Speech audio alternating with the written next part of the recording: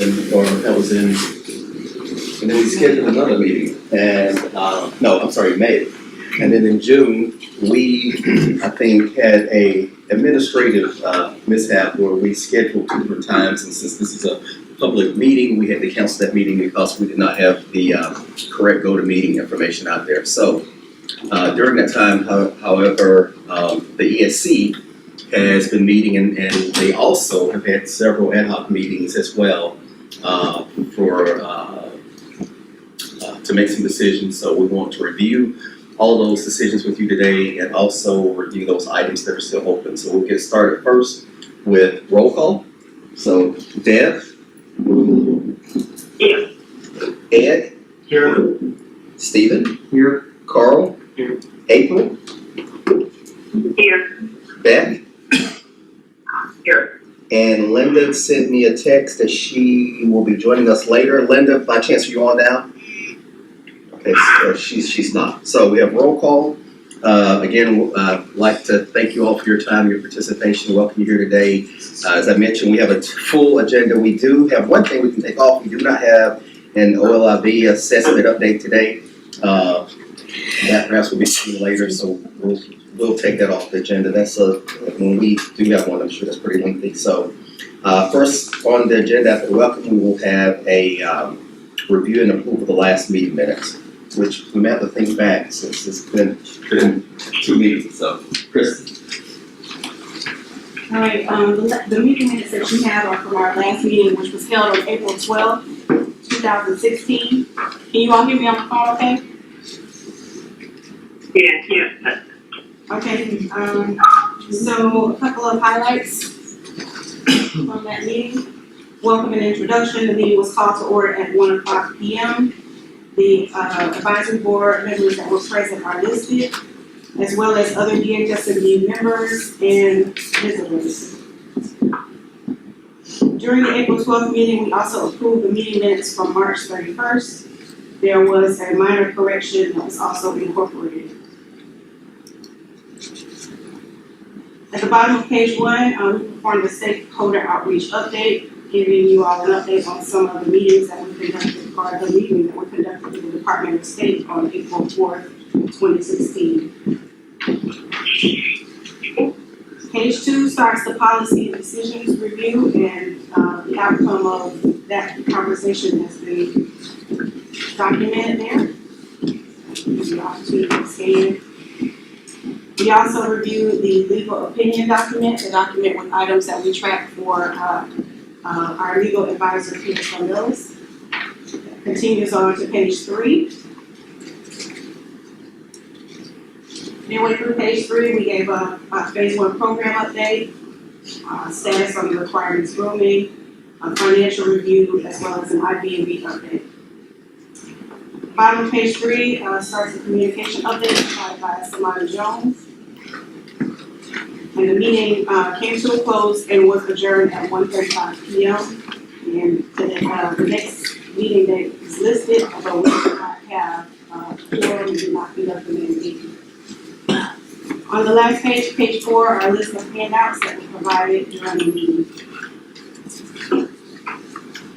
Are there any corrections, questions, comments? All right, hearing none at this time, I'd like to call for a motion to approve the minutes from the April 12th, 2016 advisory board meeting. I'll make a motion to approve it. Thank you, Stephen. Is there a second? Second. Thank you. All in favor? Aye. Any opposed? Aye. Thank you.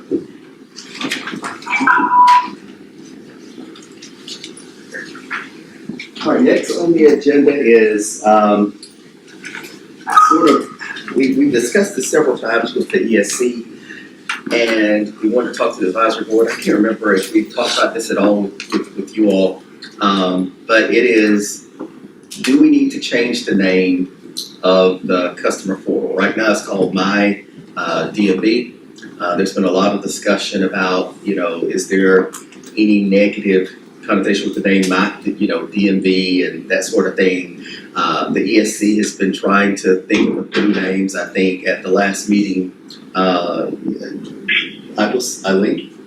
that's from IBM, Ernst & Young was there, and as we came up with names, she was shooting them down left and right because she would Google and somebody already had it. One was somebody wanted eDrive or My Drive, and I think that's Garmin or whatever the navigation systems. And she says, well, for her standpoint, you might think there may be something negative associated with the DMV, but when I think about what I'm going to look for, she said, that's what I'm going to look for, DMV.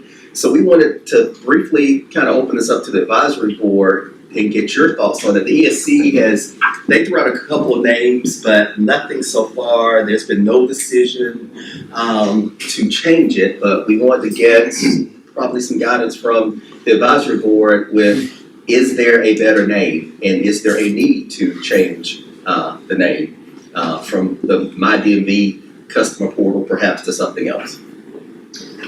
There might be a better name out there somewhere, but whenever we get calls from people that are looking for things that get misdirected to others, usually it's because they put in DMV. So that's how we're recognized as DMV when they go to look for something. My question there was, are we talking about naming the portal? Are we talking about choosing a URL? And I know they're like kind of similar. I mean, there's the URL that you actually type into your computer, but then you get there and you can call it whatever. I mean, so is it all the same thing? Yeah, the way I have been viewing it, I would think that we don't own MyDMV, do we? No, but I think from the discussions that we've had with the ESC, it has mainly been what we would call the portal. And that's what I thought. Right. I know I'm being.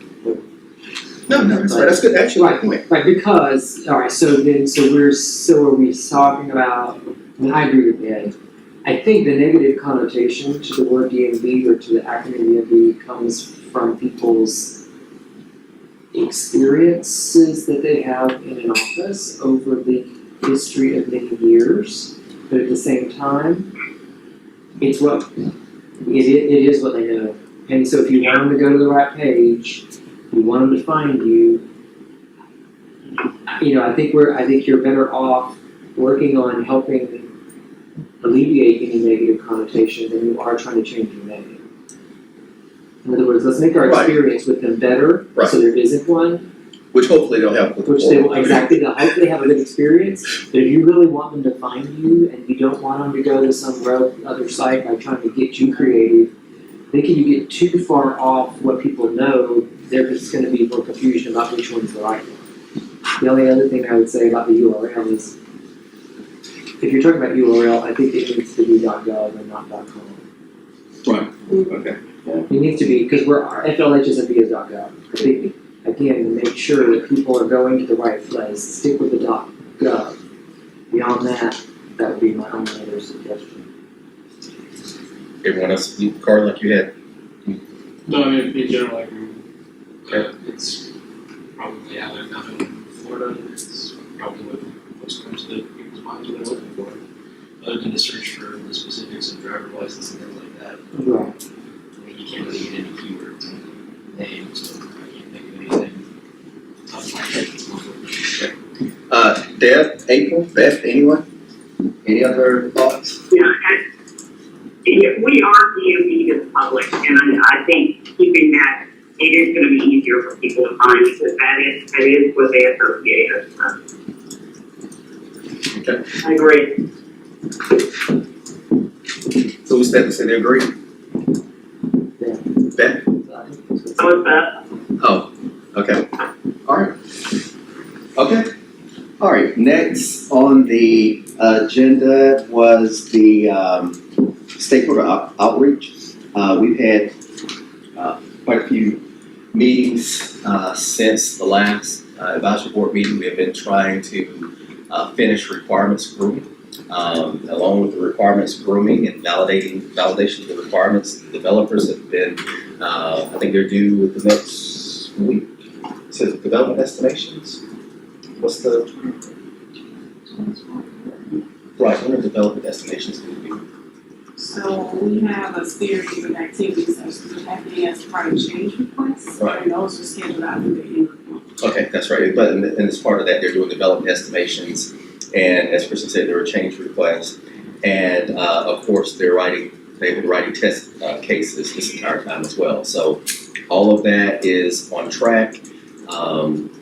The grooming, they have looked over this stuff several times, so hopefully it's right. And I'm sure we'll still, as we move into development, find things that we'll have to, under respect and nodding yes, find things that we'll have to change. But so far, we feel pretty good about where we are. We're working on creating a change control board as well. That's been some of the meetings we've had.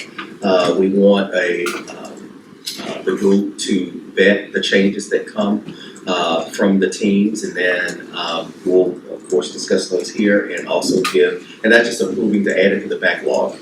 Because at some point we know as we go through the course of development, which is scheduled to start on the 21st, by the way, people are going to think of all these new ideas, all these new things, and they might be great, might all be valid, but the ESC has told us, hey, this is your schedule, this is your timeline, you got to be finished then. So we've got to be able to vet those things and put forth what we can, and those things that don't make it, they don't make it. And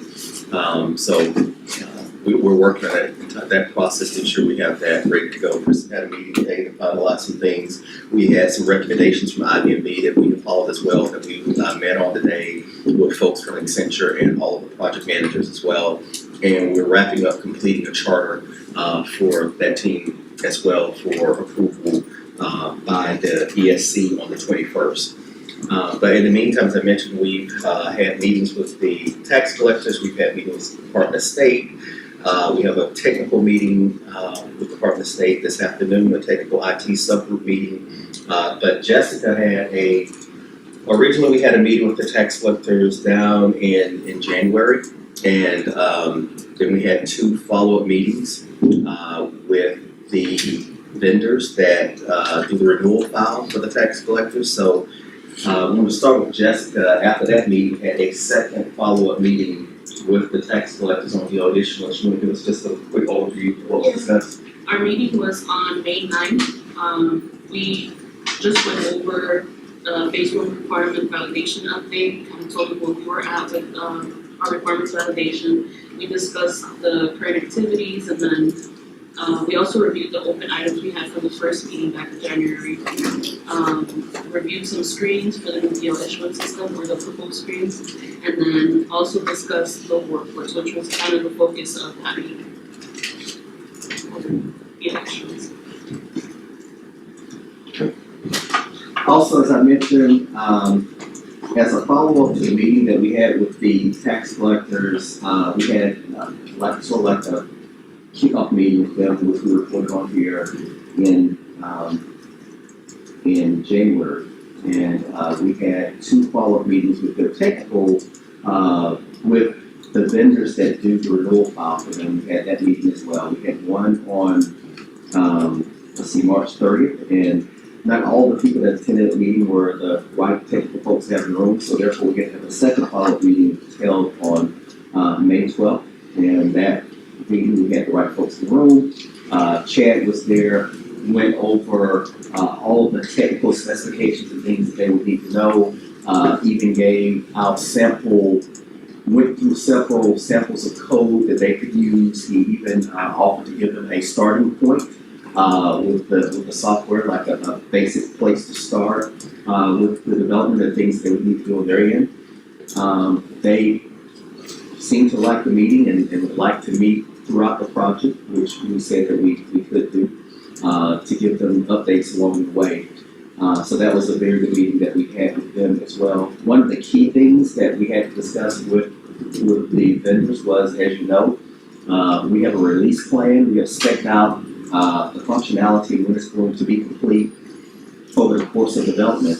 So therefore, we believe, based on the release plan, that we can get the motor vehicle renewals done about a year early.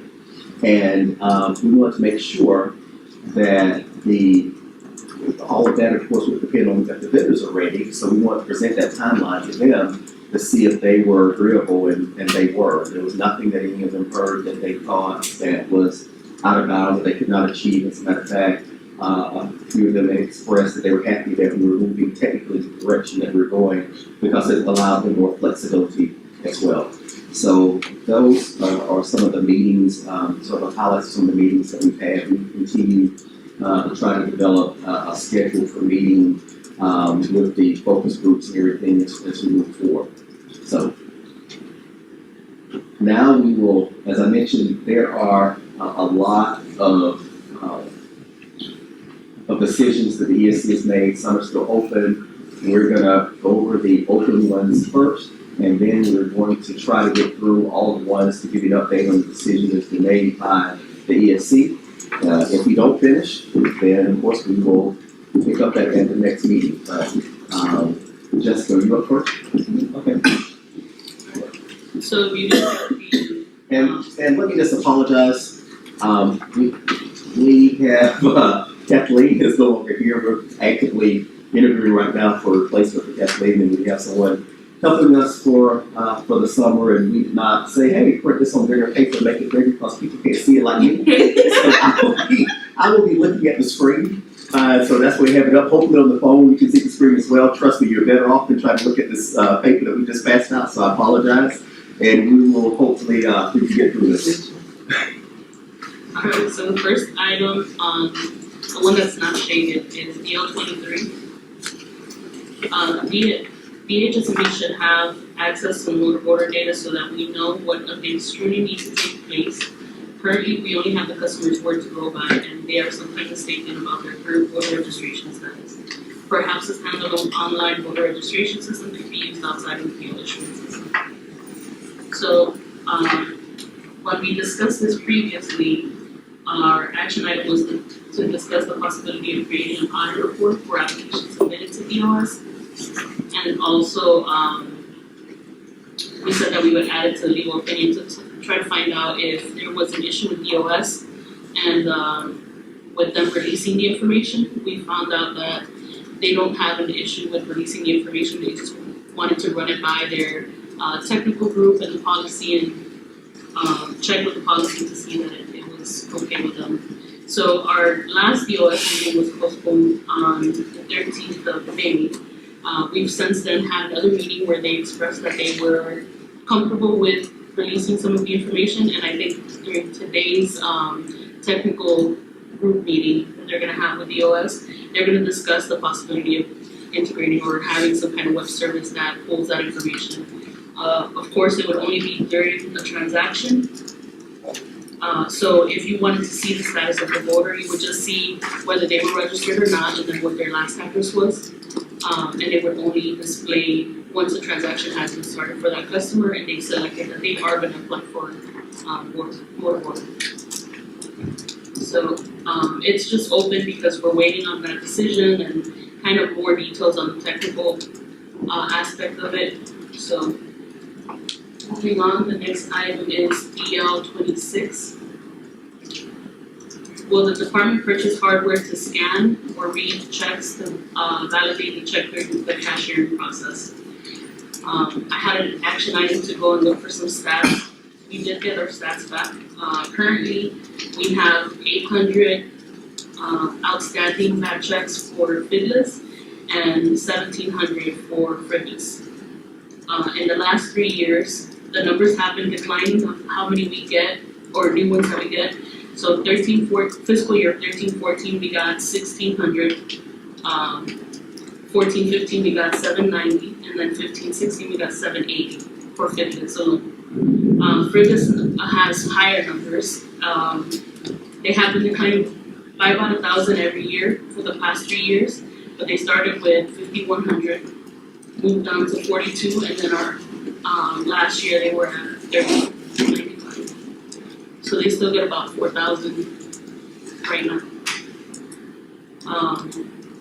So we're just looking for a recommendation at this point based on the numbers. Do you guys think that we should recommend to the ESC that we do go on and purchase the scanners and or discuss whether it makes a difference if we actually don't have them?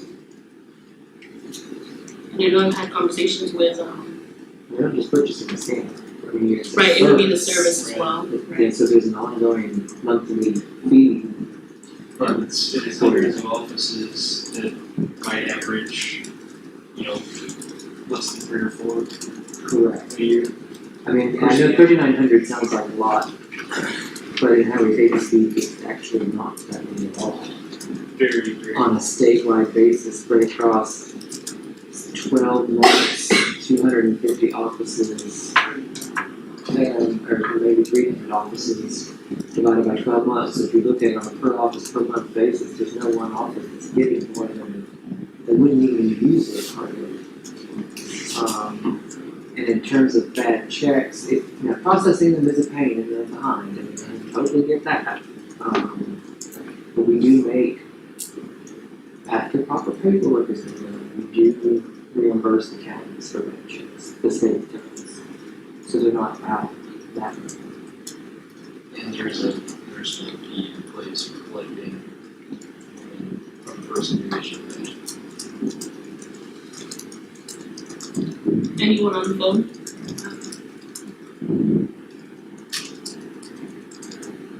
Okay. So I guess the recommendation at this point is, know that you don't see. I don't think it's cost. I don't think it's cost effective, not for 3,900 check, well, I guess it's not 3,900, it's more, it's Yeah, it's closer more to like closer to 40, 5,000. yeah, closer to 5,000. The other service that comes with it though is the check validation and cashing. I'm sorry, we couldn't hear that. There's kind of another service with it, aside from just preventing us from accepting bad checks. It also allows that person to be assured that their check will be deposited with us there on site as it is scanned and verified. And that was the side of the service that Holy Director Rhodes was interested in. Just as a means of the control of when that check comes to us, it is deposited, it couldn't be pocketed or tabled and then subject to defraud at a later time. But as a total percentage of our transactions, it's under 0.5%. And going down. And going down That's the industry, it's going down. So by the time you can even buy the equipment and implement such a service, it'll be even, hopefully, even less than what you guys did.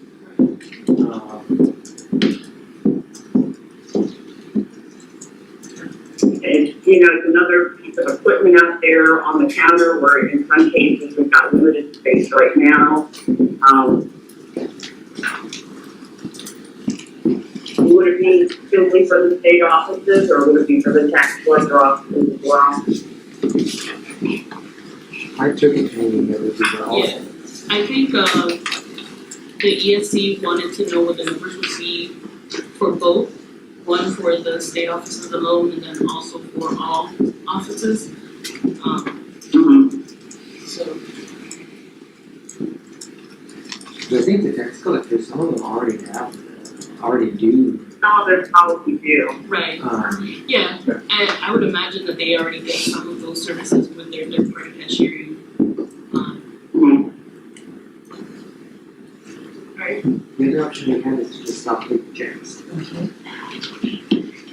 I think since we got rid of the surcharge for cards, for credit cards, a lot of people are moving towards that, and if you see the numbers between 13, 14, and 14, 15, there was a huge decline in how many bad checks we were getting because people are just not carrying checks as often.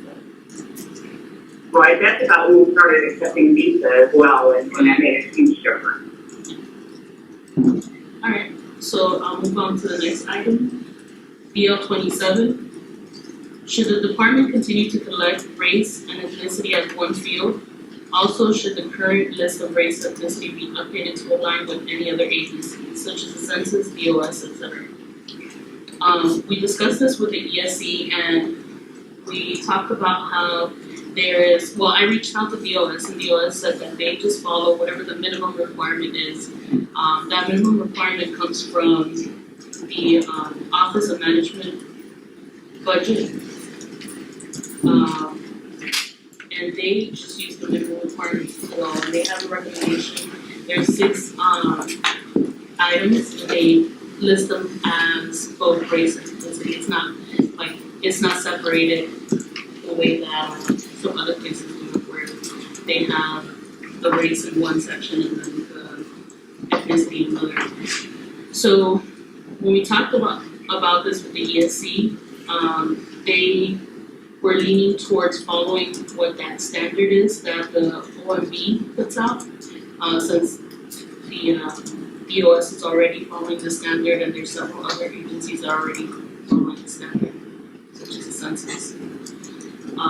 We're not too far off in fitness right now with the selections that we have, but there are some differences in the way that we put them out there. Another option we talked about was possibly sending it to the signature pad so that the customer themselves selects it, but I think that there's some concern because the reason why we collect that information is more for law enforcement. So if the customer is selecting it themselves, then they would have the ability to select whatever they wanted regardless of whether they appear to be that race or not, or ethnicity. So there's an action item for Diana to reach out to FDLE and discuss how the changes may affect them if we were to put down in the signature pad. And I think we're gonna have to discuss a little bit more in detail how those changes can. Is there still discussion to have it appear on the new driver's license? I haven't heard that, so I'm not sure. I haven't, and if we're making changes, we'll have to consider, if someone does let's say a convenient renewal or address change, and we've got one ethnicity, and we're making changes, how does that, and it does appear on the DL or ID card, what's gonna happen when you get something in the mail that doesn't match what they feel?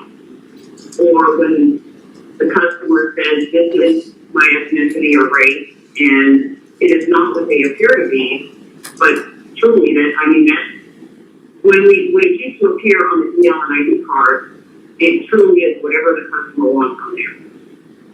Right. So, these are some things that we're gonna have to discuss and some policy decisions as we move forward with. Right now, it only appears in the driver record, correct? Correct. It's not on the card, Only on the, and it's not on the renewal notices. Only on the Mhm. Okay, so I'll add those to the item, so that we can consider if it does appear on the DL or RD card, what are we gonna have, what things do we have to consider if the customer receives it in the mail and they didn't get to select their own, or if it doesn't exactly say what they feel they are. How are we using this information today? Right now, it's just, I think it's strictly for law enforcement and for stats, For law enforcement to do what with? so that they can, it helps to identify whenever they have a traffic stop.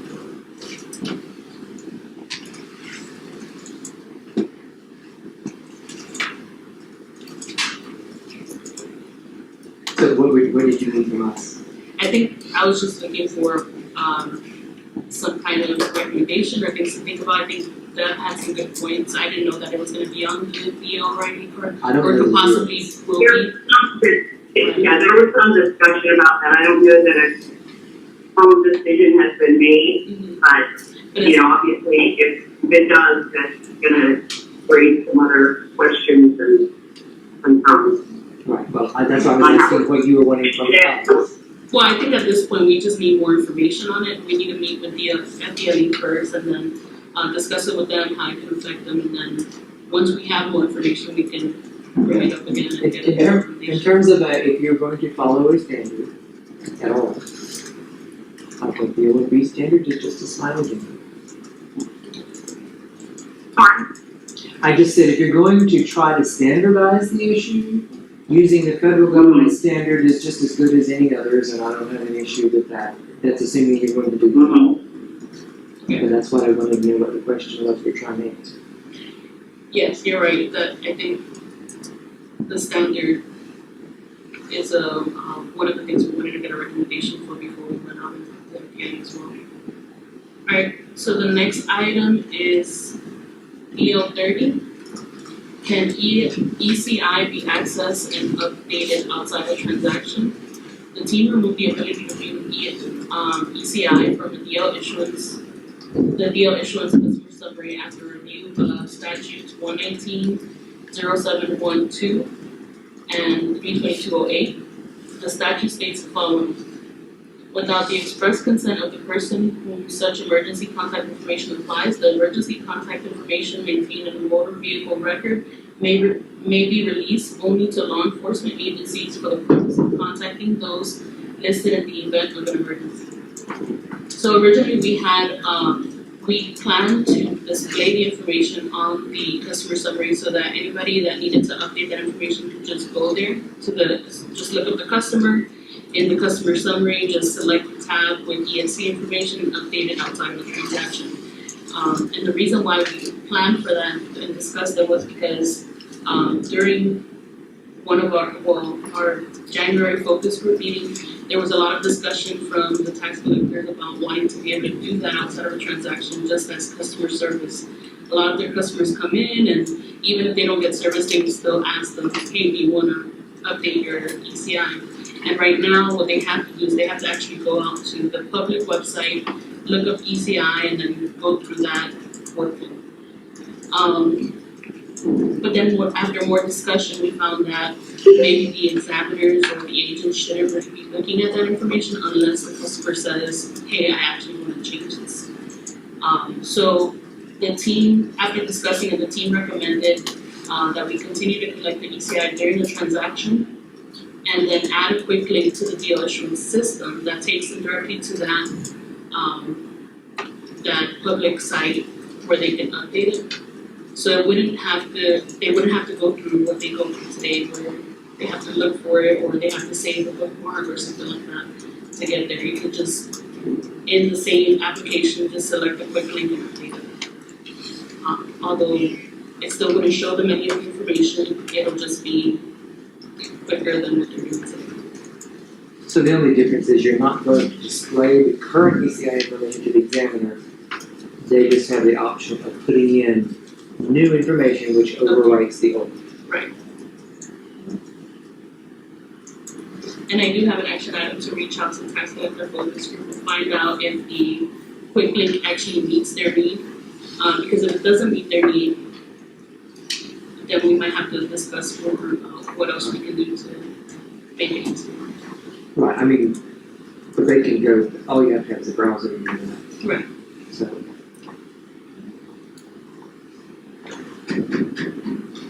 Right, so I'll let you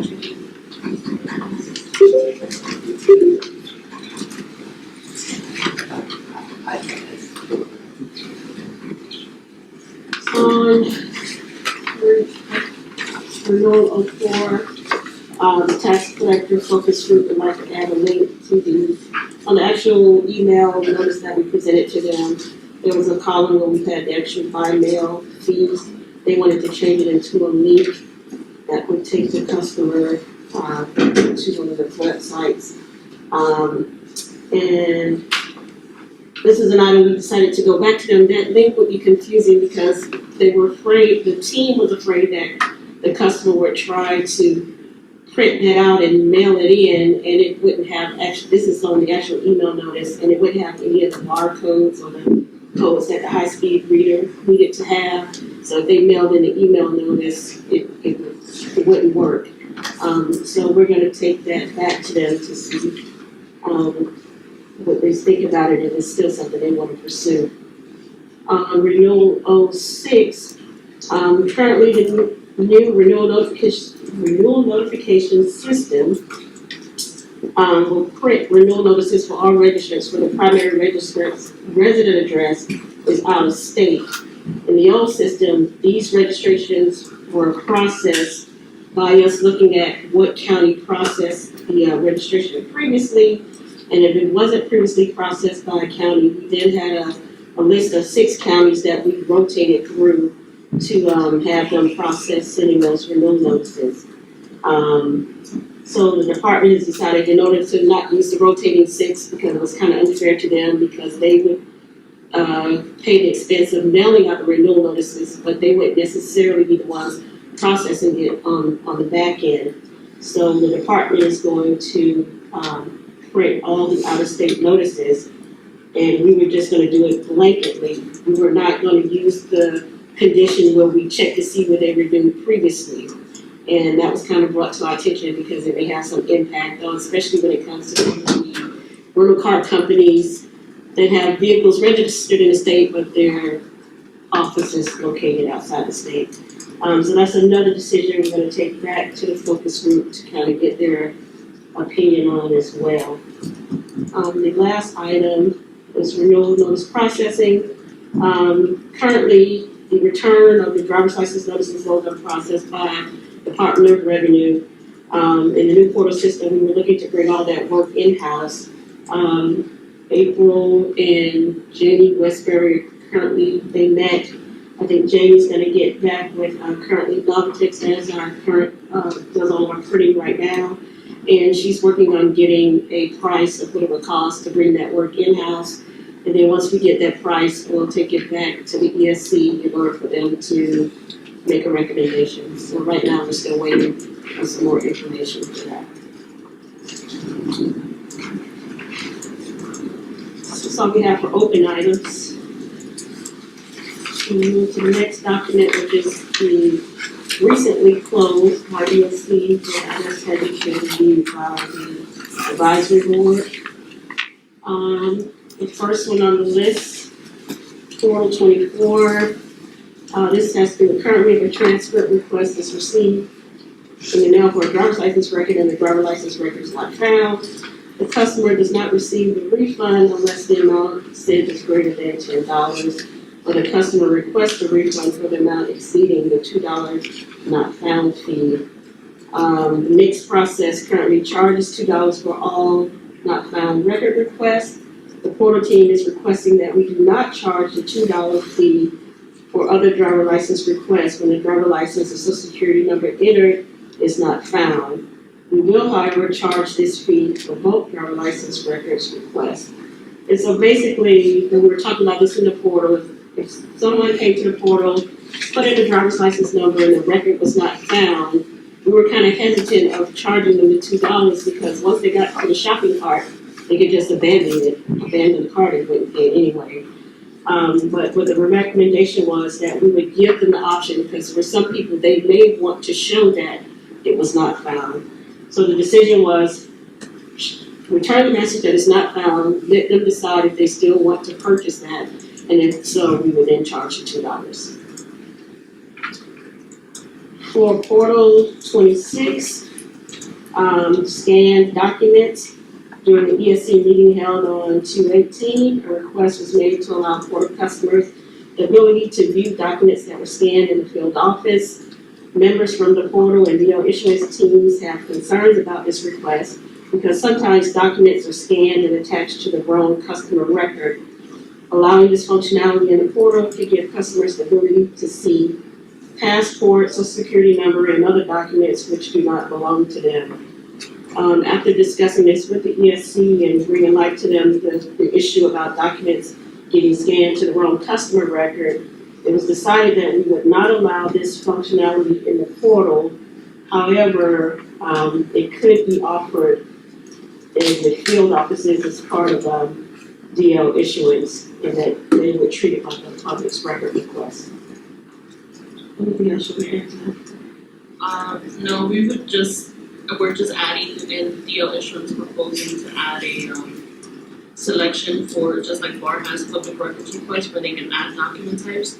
And the document fee would be $50 for a non-certified and then $1 for certified option. But we still haven't proved out, what determines whether it's certified or not certified, and then what kind of watermark or some type of message we're putting on there, a disclaimer to say this is not an official document, it's just a copy of what was presented here at the office. All right, Portal 27, withdraw portal consent. Currently, the department policy is to make the cancellation effective the day the parent withdraws consent. And there's mention of the statute there. There was some question on the team because some of our other, cancellations and things of that nature had like a 20-day post date. And so there was some concern there. So the team brought it to ESC and they stated that the withdrawal will be effective immediately upon the request. So that issue is closed. Next is just Next item is DL 28. Bar users process replacement licenses for customers who are Real ID compliant, US citizens, and immigrants only. And all issuance are processed through cities. Bar users would like to request that the DL application process is modified to not include ID documents, applicant screening, as well as vision and hearing questions. Currently information on the ID document screen is not collected because bar users do not have the ability to take a photo signature and do not require equipment for vision testing. They also don't have or don't scan currently. So when we discussed this with the ESC, what they suggested is that we just follow the workflow for portal, which doesn't include some of those questions like vision and exams. So that's what we're working on currently to try to modify that workflow so that they only see this, what you would see if you were doing an online transaction. Next item is DL 29.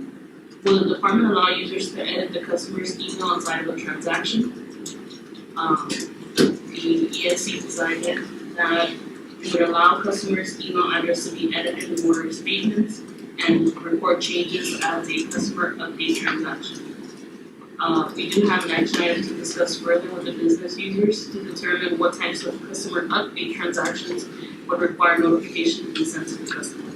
So if they came in and they updated their address, we would just send them a letter saying, hey, by the way, your address was updated, just want to let you know if this is in you know, these are the steps we need. Next item is DL 31.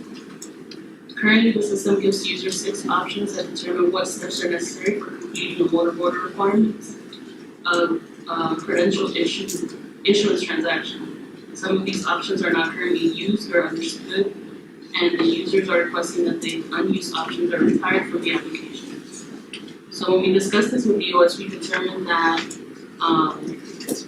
the items are still necessary, and we just gave an explanation or clarified the explanation and said that we would display those explanations on the signature pad for the customer to know exactly what steps they were taking with their motor border. Next item is DL 32. Currently, users must rekey the customer's email address and motor border application during every issuance. Users are requesting that the system save previously used email addresses to avoid having to rekey if the address remains the same. Based on our communication with EOS, DL issuance SMEs, they recommend that only email addresses entered on the same day will be pre-populated on the motor border application so that users do not have to repeat the information in the event that the credential is voided or abandoned. So, in other words, we're not going to save the information if we're not allowed to, but if for any reason the transaction was voided or abandoned and they start a new transaction, it would remember that information that was entered on the same date and then repopulate it. Next item is DL 33. Currently, users are only required to select party affiliation for customers who are requesting a new motor border application. The supervisor of election is requesting that the party affiliation is asked in all motor border applications so that customers may update this information if necessary. And based on our previous communication with EOS, they recommend that the customers be required to select their party affiliation for all transactions. And the EOS recent recommendation. Next item is DL 34. Currently, users are required to verbally administer the motor border oath to the customer. The supervisor of election is requesting that the oath be displayed on the signature pad so that customers can review the motor border oath before submission. Based on our communication with EOS, they recommend that the oath is displayed with the party affiliation on the signature pad, and the ESC agrees with the recommendation. Next item is DL 35. Currently, the system validates the address entered on the motor border form against the street indexes provided by the supervisor of election. The SOE is requesting that the addresses go through additional verification to avoid invalid addresses from being submitted. Based on our communication with DOS and DL issuance SMEs, they recommend the following. one, the DL issuing system will have a vendor verify the address will, we will attempt to parse the address on the motor board. And then two, the vendor will validate the information presented, and the ESC agrees with the recommendation. Next item is DL 36. Currently, the system does not validate email address entered in the work order application, and the SOE is requesting that the email is verified to avoid invalid email addresses. Based on our research, DHS&B recommends using an email format check to prevent performance issues that may be caused by an email verification tool. So instead of doing it real time, we'll just check that it's in the correct format. And the ESC agrees with your recommendation. Next is DL 37. Currently, it is procedure that users inform customers to keep their motor voter receipt so that SOE can use it if they are unable to locate the record of the customer's motor voter application. The SOE is requesting that the DHS&B enforces this procedure and policy, and BOS and the OMM focus group recommends the following. We will add the disclaimer to the motor voter application receipt that tells them to keep that receipt. Customer motor voter selection will be on the cashier receipt, and it's already on the motor voter receipt. And party affiliation selection would be on both the motor voter application receipt and the cashier receipt. So in case they use one, they have the other with all the same information. And the ESC agrees with the recommendation.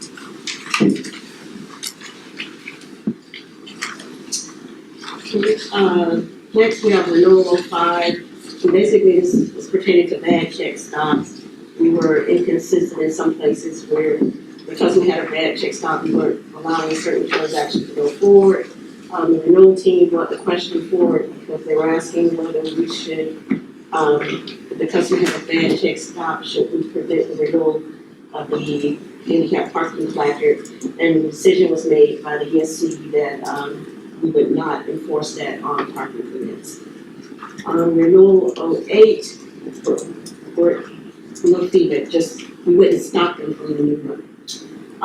Renewal 8 for NCOA, we currently, we have 2 databases and there were 2 jobs that were extracting information to send off for the, to get the updated national change of address. In the new systems, we're going to combine our customer records, so there would only be 1 job, and we were verifying the information to determine the selection criteria for sending which customers, and basically trying to determine what's considered active. And so we were just going over those results, and basically, if for the individuals deceased, or sexual predator, or career offender, or the records for permanent ID, we would not send those records for our driver's license customers.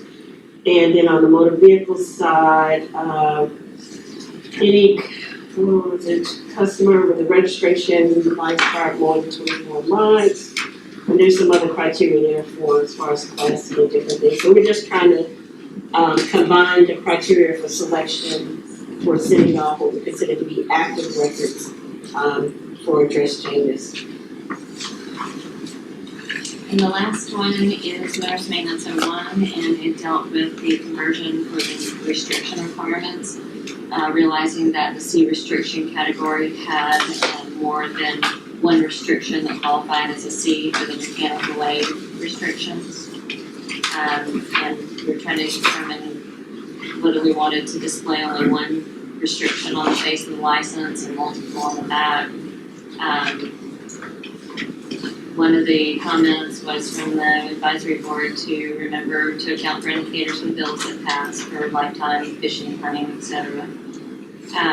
The recommendation, we did some research on stats to see what restrictions were no longer being used, but we really came down to the ESC recommended using the Florida 2-digit specified code, and we were going to arrange it based on the use of the endorsement as far as the hierarchy.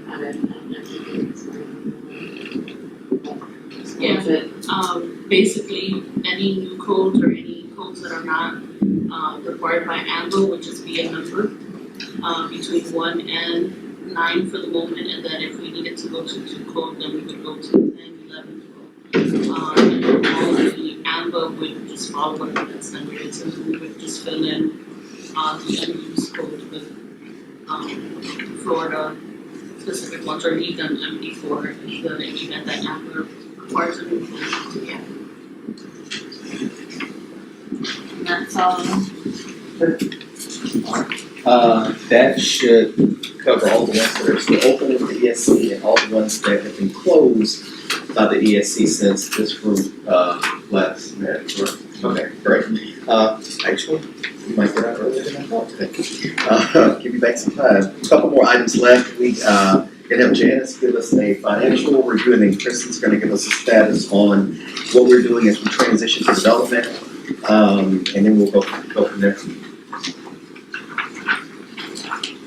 Just quickly on the 15-16 spend plan, we are obviously into 16-17. 15-16, we have spent all of our funds, we've expended everything. We have 2 deliverables that we have and are in the process of receiving during the month of July. One is lessons learned, and then deliverable 4, which is our monthly status report that we get from Accenture. We have received it, we're in the process of reviewing it, so that should be finalized. So those 2 amounts will be carried forward, so we can pay those and offset the remaining portion of the 15-16 spend plan. On the back page, I can sort of take it away. On the back page is our 16-17 spend plan. We did get our contract with Accenture approved for the next 3 years. So we have, that's been signed and forwarded to all the parties, and we are getting into, we have already received our first deliverable for 16-17 that we received today, so we're in the process of reviewing that. So we're on track for working on development. And that's pretty straightforward as far as dollars. Thank you. Kristen? Alright, so as we've been talking, we are almost appointed to development, which is gearing up to start next week. Some of the things that we're working on, we're wrapping up, as Tara has mentioned, some of the final requirements validation activities that we have on the plate. So we have change requests that still need to be validated. We also have a little bit of test case development, as well as a little bit of development estimates that we are wrapping up to generate our kind of baseline list of requirements that we're going to start developing. We are also updating kind of our internal management procedures. So we're going through our program management plan, making sure, our processes for change management are sound, our processes for managing all of the development activities are still as solid as we believe them to be when we first developed them. Just going through and making some refinements to the PMP. I am targeting updating the program management plan by the end of this week, because we plan to kind of review the updates with the executive steering committee next week. We're also making schedule refinements, so each year we have to go in and update all of the deliverables in our program schedule. We're also doing some enhancements to kind of better reflect what we're doing as a part of the development. So putting in some more detail about the development activities that are occurring. We are also preparing to conduct what we're calling a phase gate review with the executive steering committee next week. So that looks at 2 aspects. It looks at the completeness of all the requirements, validation work that we were supposed to get done this fiscal year, as well as some kind of indicators that we're ready to start development. So looking at those things that I just mentioned, making sure that we have our processes in place, making sure that we, wrapped up any loose ends, et cetera, so that they can formally give us the green light to start development. And then last but not least, we're onboarding several staff members. As Tara mentioned, we have extended our contract with Accenture. And so Janice is working tirelessly to onboard several new development staff members that are coming here. So we have some development team members that will be working here, and then we have some that will be working on site in Atlanta or in Tampa. So that's kind of where we are. Any questions?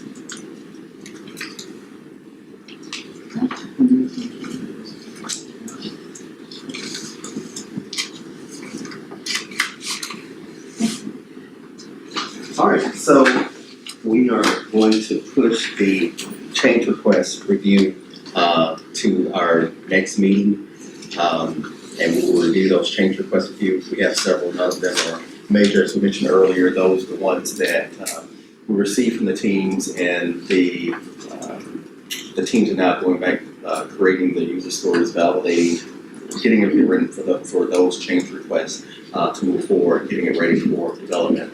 As we mentioned earlier, scheduled timeline for completing those additional change requests is the end of the month. So, and as far as the requirements validation, we, as I mentioned, we're ready to move into development. So we feel good about where we are. We just want to make sure that we still on track. It would be very nice as we report downtown for a session to say that we're still on track and on schedule. I would love to stand up there and say that and not be behind. So we're going to work towards that. We have already had, that's one of the meetings that we've had. We had a meeting about a month ago with the legislative staff. They wanted an update on the project, and we went down, showed them the release plan, the work we've done, and everything. Janice gave them the budget update, and there were some questions, but we haven't received any follow-up questions as of yet. So things are still good there. As you know, we received full funding this year. We would like to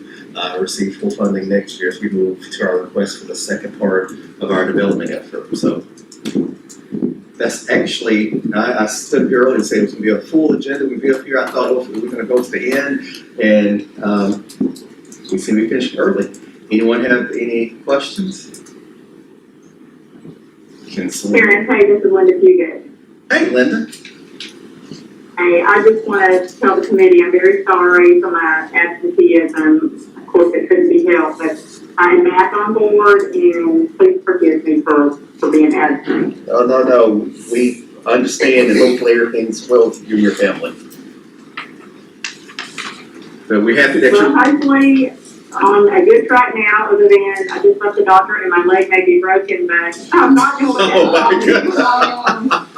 my Wow.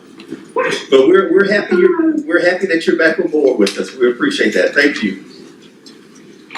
Thanks for having me. All right. All right. Thank you all. Thank you. Thank you all on the phone. Thanks, Deb. Thank you all. Linda. So I hope to make it next month. All right. Okay.